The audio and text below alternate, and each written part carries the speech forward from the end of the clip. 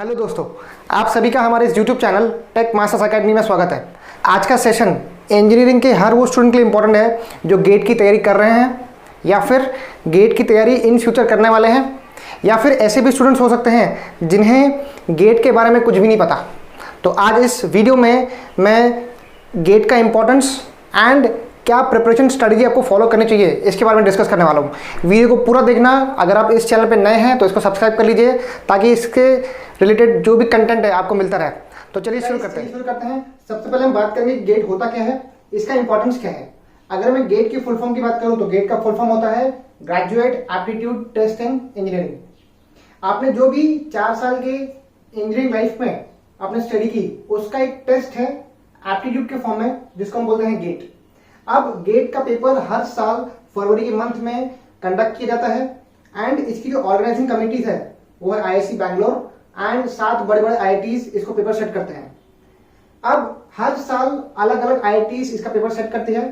जैसे कि एग्जांपल के तौर पे अगर मैं बात करूं तो गेट 2020 का पेपर आईआईटी दिल्ली ने सेट किया था।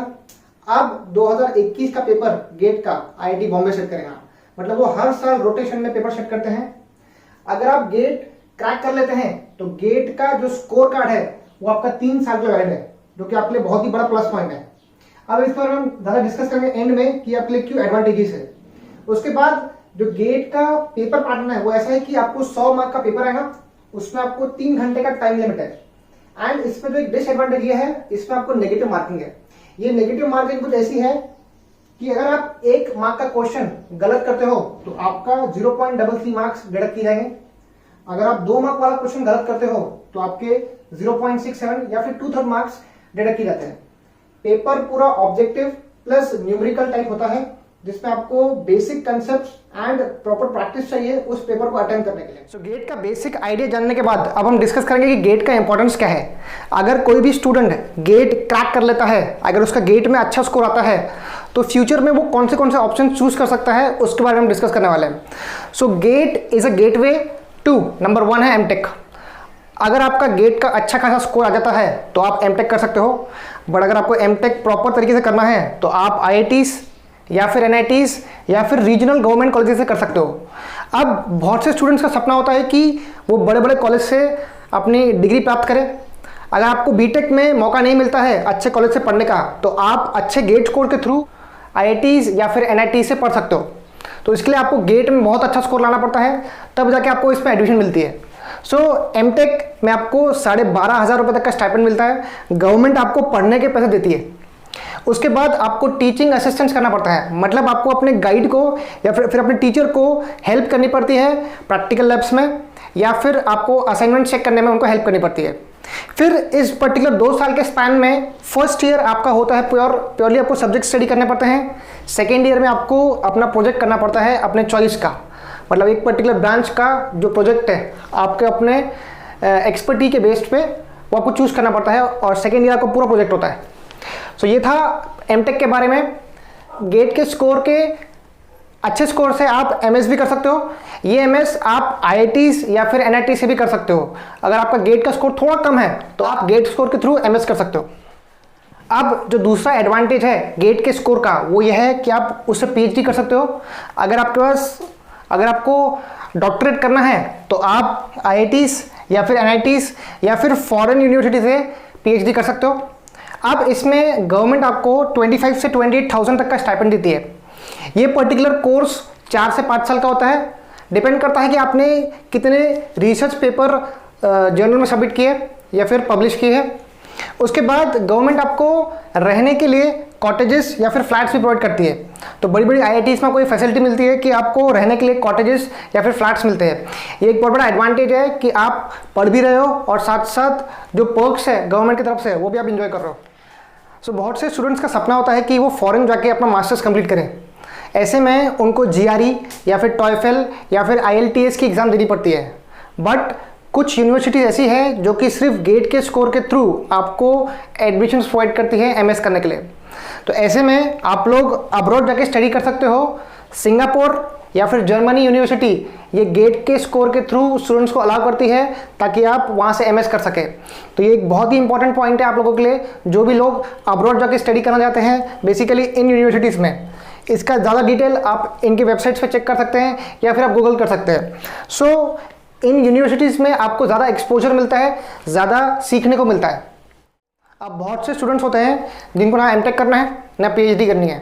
अगर लेटेस्ट से आपको एमबीए करना है तो एमबीए के लिए आपको देनी पड़ती है कैट की एग्ज़ाम, और उस कैट के जो लेवल है वो बहुत ज़्यादा हाई होता है। अगर आपका एक प्रॉपर गेट का स्कोर है, आपका अच्छा गेट स्कोर है, तो आप उस गेट स्कोर के थ्रू एमबीए भी कर सकते हैं। इंडिया में एक ही कॉलेज है जो कि जिसका नाम है नीति मुंबई, ये आपको एमबीए ऑफर करती है यूजिंग गेट स्कोर। इसमें भी आपको 12,500 रुपये तक का स्टाइपेंड मिलता है। इसका जो पैकेज है वो है 12 से 15 लाख का, उसको आपको सैलरी का पैकेज मिलता है। तो ये बहुत ही बड़ा एक एडवांटेज है कि गेट के थ्रू आप एमबीए कर सकते हो, बट सिर्फ नीति मुंबई से। कुछ स्टूडेंट्स का ऐसा है, सर ना मुझे एमटेक करना है, ना मुझे पीएचडी करनी है, ना मुझे मास्टर्स करना है बाहर से, मुझे सिर्फ पैसा कमाना है, मुझे सिर्फ जॉब करनी है। तो गेट के थ्रू आप जॉब भी कर सकते हो। आप जॉब कर सकते हो पीएसयूज़ में। पीएसयूज़ का मतलब होता है पब्लिक सेक्टर यूनिट्स।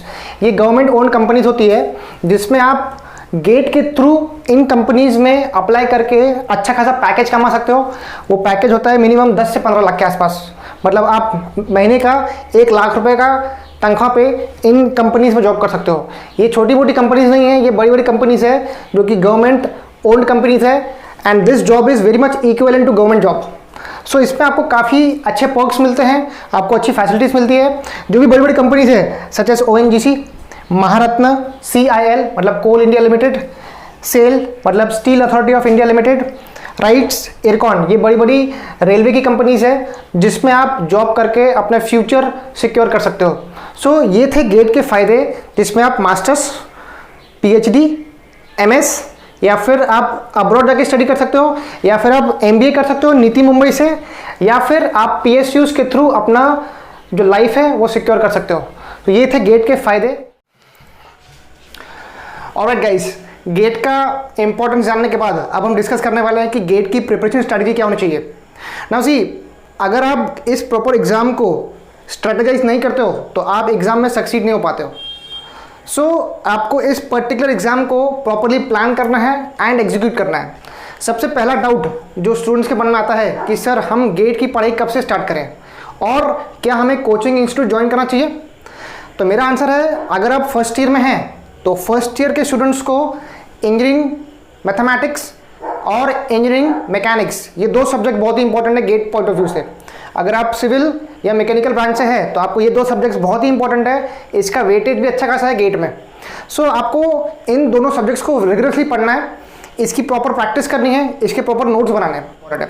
अगर आप सेकेंड ईयर में हैं या फिर थर्ड ईयर में हैं तो आप रिस्पेक्टिव टेक्निकल सब्जेक्ट्स का प्रॉपर नोट्स बनाइए, उसको कंसेप्चुअली पढ़िए, उसकी स्टैंडर्ड टेक्स्ट बुक रेफर करिए एंड अपने हिसाब से नोट्स बनाइए।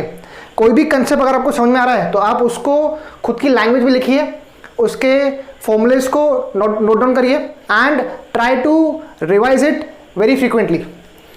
उसके बाद अगर आप थर्ड ईयर में हैं और आपके पास फर्स्ट या फिर सेकेंड ईयर का बेसिक नॉलेज नहीं है तो मैं आपको रिकमेंड करूंगा कि आप कोचिंग इंस्टीट्यूट ज्वाइन कर ले जो आपको सुटेबल लगता है।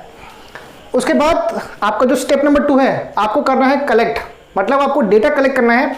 आपको सबसे पहले उस पर्टिकुलर ब्रांच का सिलेबस निकालना है, मतलब वो गेट का सिलेबस क्या है वो देखना है। उसके बाद उसमें जो भी रिसेंट क्वेश्चन पेपर्स है 15 से 20 साल के, मान लो अगर आप 2021 का गेट पेपर कर रहे हो तो 2020 से लेकर 2000 तक के ईयर में जो भी पेपर्स हैं उनको आप डाउनलोड कर लीजिए, उसकी आप हार्ड कॉपी निकाल लीजिए, उन पेपर्स को एनालाइज करिए। उसके बाद जो तीसरा स्टेप आता है उसको बोलते हैं एनालिसिस। आप उन पेपर्स को प्रॉपरली एनालाइज करिए, level of the questions being asked वो आप चेक करिए, मतलब किस तरीके के वो क्वेश्चन पूछ रहा है पेपर सेटर वो आप चेक करिए। अगर मैं आपको एक बात बताऊं तो गेट में कभी भी क्वेश्चन रिपीट नहीं होता है। अगर आप 1, 2, 3, 4 या 5 साल के पेपर कंपेयर करेंगे तो कोई भी क्वेश्चन आज तक रिपीट नहीं हुआ है। तो इतना गेट का लेवल या फिर इसका इंपॉर्टेंस बहुत ज़्यादा है। तो आपको पेपर को प्रॉपरली एनालाइज करना है, उसमें से आपको उसका लेवल वर्कआउट करना है कि ये किस तरह के लेवल के क्वेश्चन पूछ रहा है। सो उसको बोलते हैं हम एनालिसिस। पेपर्स में से आप उन टॉपिक्स को रिसर्च कर सकते हैं कि किस टॉपिक में से ज़्यादा क्वेश्चंस पूछ रहे हैं या फिर किस टॉपिक में से कितना वेटेज है। सो ऐसे बहुत सारे सब्जेक्ट्स हैं आपके इंजीनियरिंग में जिसको ज़्यादा इंपॉर्टेंस है, तो आप पहले वो गो थ्रू करिए, उसका एनालिसिस करिए। गेट को प्रिपेयर करने के लिए आपको मैक्सिमम 8 से 12 महीने का वक्त चाहिए एंड इस पर्टिकुलर टेन्योर में आपको प्रॉपर नोट्स बनाने हैं। जैसे कि हमने डिस्कस किया कि अगर आपका कंसेप्ट नहीं है तो आप स्टैंडर्ड बुक्स रेफर कर सकते हो या फिर कोचिंग इंस्टीट्यूट को भी फॉलो कर सकते हो।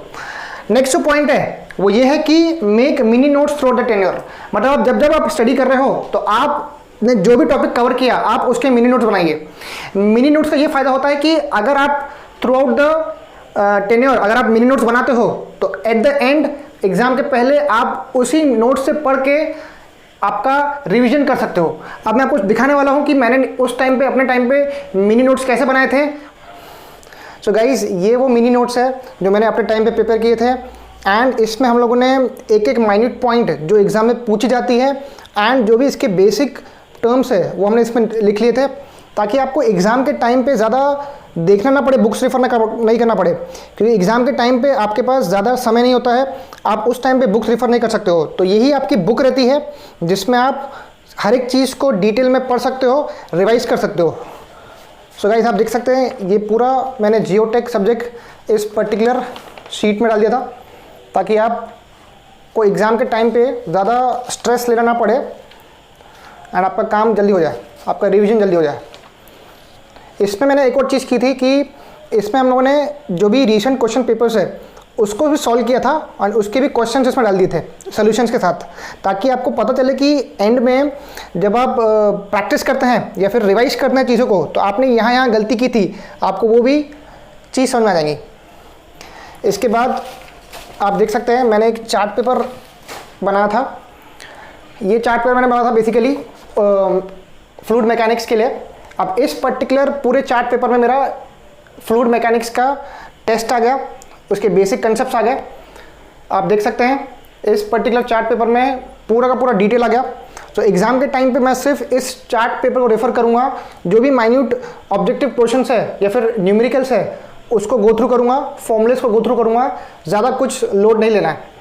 सो एंड में क्योंकि आपका टाइम रहता नहीं है, आप बुक्स को रेफर नहीं कर सकते हो एंड में, तो आपको मिनी नोट्स बनाने की आदत डालनी पड़ेगी अपने नोट्स के साथ साथ। सो गाइस अभी हमने डिस्कस किया कि आपको मिनी नोट्स बनाने कैसे हैं, इसका इंपॉर्टेंस क्या है। अब जो 6th पॉइंट है वो ये है कि आपको प्रॉपर प्रैक्टिस करनी है, प्रॉपर टेस्ट सीरीज देनी है ना। सी गेट एग्जाम में टेस्ट सीरीज़ का बहुत ज़्यादा सिग्निफिकेंस है।